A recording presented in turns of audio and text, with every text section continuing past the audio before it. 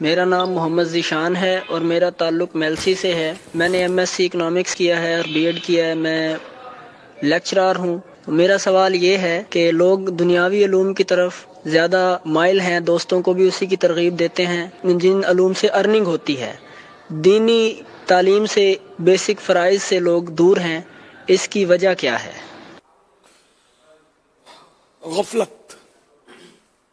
غفلت، دنیا کی محبت، دولت کی حرص،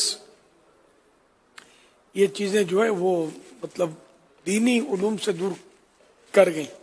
اب جیسے دنیاوی تعلیم اگر ہے تو یہ ذہن بن گیا کہ بھئی اچھی نوکری ملے گی تو فلاں ملے گا، تو یہ ملے گا، یہ مراعات ملیں گی، فیسلٹیز، اور دینی تعلیم ہوگی تو کچھ نہیں ملے گا، یوں ملے گا۔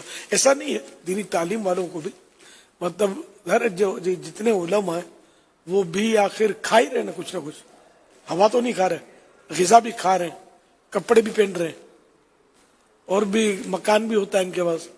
بلکہ اگر ہم موازنہ کریں نا علماء کی زندگی کا اور عام لوگوں کی زندگی کا، کہ بھلے تعلیم یافتہ ہوں، سرمایہ دار ہوں، تو اس میں علماء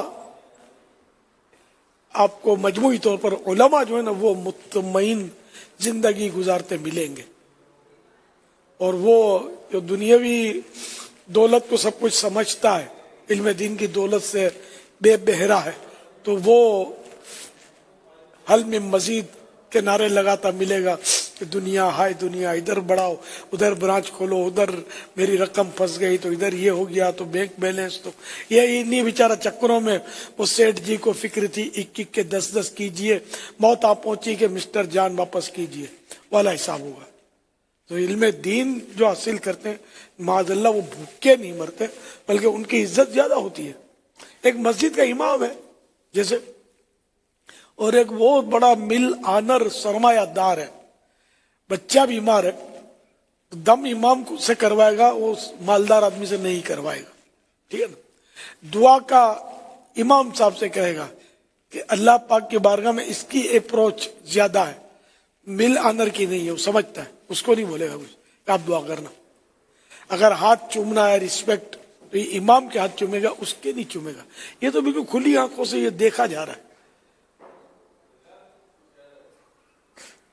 یوں امام کی بھی عزت ہے، علماء کی بھی عزت ہے، دیندار لوگوں کی عزت نہیں ہے، ایسا نہیں ہے، اور سب کھا رہے ہیں اپنی روزی، جو مقدر میں ہے وہ تو مل کر رہے گا، نہ ایک ذرہ اس سے کم ہوگا نہ ایک زیادہ۔ ہماری سوچیں بہرحال تبدیل ہیں، بدقسمتی سے ہم اگر علم دین حاصل کریں ٹھیک ہے، جو جائز علوم ہیں اس کے بعد وہ بھی حاصل کریں، فرض علوم حاصل کرنے کے بعد ضرورتاً وہ بھی مباح ہے، جبکہ اس میں کوئی اور غیر شرعی معاملہ نہ ہو۔ لیکن بہرحال یہ کہ شروع سے ہی ہمارے یہاں وہ علم دین کی طرف بالکل ہی توجہ نہیں ہے، تو اس لیے وہ بہت زیادہ خرابیوں سے معاشرہ جو ہے ہمارا یہ دوچار ہے۔ صلو علی الحبیب صلی اللہ تعالی علی محمد۔